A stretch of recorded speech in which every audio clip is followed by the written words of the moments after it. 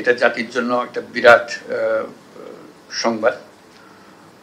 আমি জাতির পক্ষ থেকে কমিশনের চেয়ারম্যান দুজন এবং কমিশনের সকল সদস্যকে কৃতজ্ঞতা জানাচ্ছি। এটা আন্তরিকভাবে জানাচ্ছি, নেহাতি এটা সৌজন্যমূলকভাবে বলছিলাম।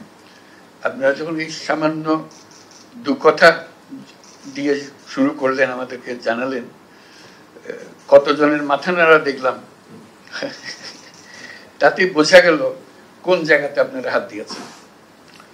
এই দুটো সংস্কার কমিশন হলো এমন জিনিস, বাংলাদেশের বা যে কোনো দেশে হয়, বাংলাদেশের হেনস নাগরিক নাই যে তাদের টাচ হয় না। অন্য অন্য কমিশনের অনেক জিনিস থাকে, অনেক বড় বড় জিনিস থাকে, কিন্তু সরাসরি টাচ হয় না, ইনডাইরেক্টলি হয়। কিন্তু এটা হলো একদম সরাসরি।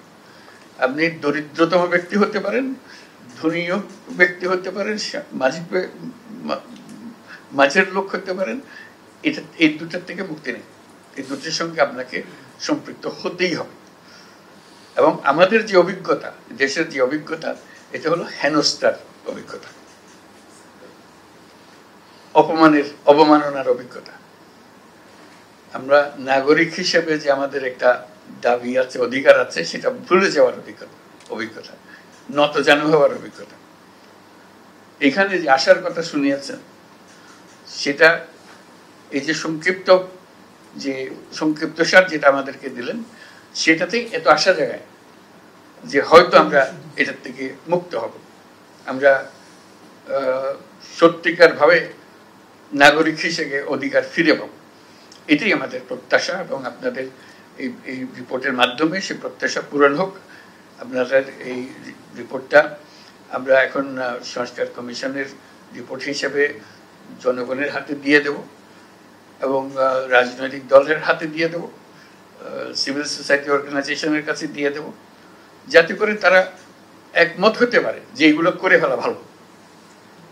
কারণ আমরা মনে করছি আমাদের এখানে আমাদের মাথা নাড়ছি, আমাদের ভালো লাগছে, সবাই যেন এটা মাথা নাড়ে, যেটা ঠিক কথা বলেছেন, আমাদের তো প্রাণের কথাটা বলেছেন। কারণ আমি তো ভুক্তভোগী, আমাদের তো পণ্ডিত হতে হবে না এটা বোঝার জন্য, অন্য জিনিসে পণ্ডিত হতে হবে। আমি যখন সংবিধান নিয়ে বসি সেটা পণ্ডিত হতে হবে, কিন্তু এটা তো পণ্ডিত হওয়ার দরকার নেই। এটা আমার সঙ্গে কথাবার্তা, আমাকে যে হেয় প্রতিপন্ন করে প্রতিদিন, এটার থেকে আমাকে মুক্তি দেবে, এটার আশার কথাটা আপনারা বলেছেন। আশা করি আমরা এটা সবাই একান্ত মনে এটা গ্রহণ করবে এবং বাস্তবায়ন করবে। আজকে আপনাদের প্রজ্ঞা, আপনাদের অভিজ্ঞতা, আপনাদের একাডেমিক জ্ঞান সবকিছু সংক্ষিপ্তসার করে এখানে রিপোর্ট এসছে, এবং আপনারা বহুজনের সঙ্গে কথা বলেছেন, সেগুলো একত্র হয়ে এখানে এসছে। এটা বাংলাদেশের ইতিহাসের একটা স্মরণীয় পুস্তক, এটা থেকে যাবে। এটা আমরা কি করলাম না করলাম, ভবিষ্যৎ প্রজন্ম আমাদেরকে এটা দিয়ে বিচার করবে। আপনাদের তো পেয়েছিলেন, আপনারা করেন না কেন, তো বলতে পারবে।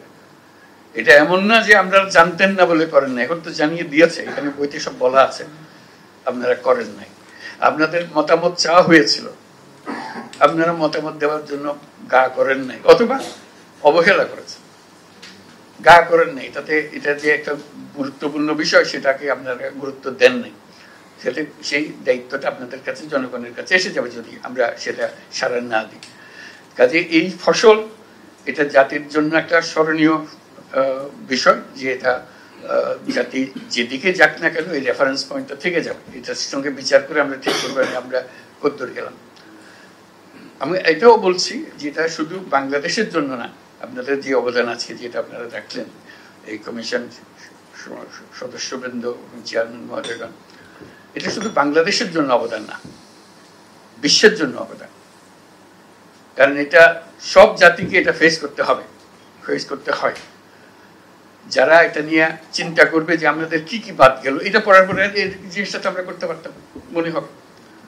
তো সেজন্য আমার একটা অনুরোধ থাকবে, এই পদ্ধতি শেষ হওয়ার পরে অথবা এই মধ্যেই এটার ইংরেজি অনুবাদ হয়ে যাওয়া। কারণ বিশ্বের দরবারে যেতে গেলে সে বিশ্বের ভাষায় আমাদেরকে সেটা নিয়ে আসতে হবে। যেহেতু আপনারা এত কষ্ট করেছেন এগুলো একত্র করার জন্য, এই কষ্টের ফসলটা সারা পৃথিবীর প্রাপ্য, শুধু বাংলাদেশের প্রাপ্য না। তারা তাদের বৌগিতে, তাদের কনটেক্সে তারা বিচার করবে, কিন্তু জিনিস একই।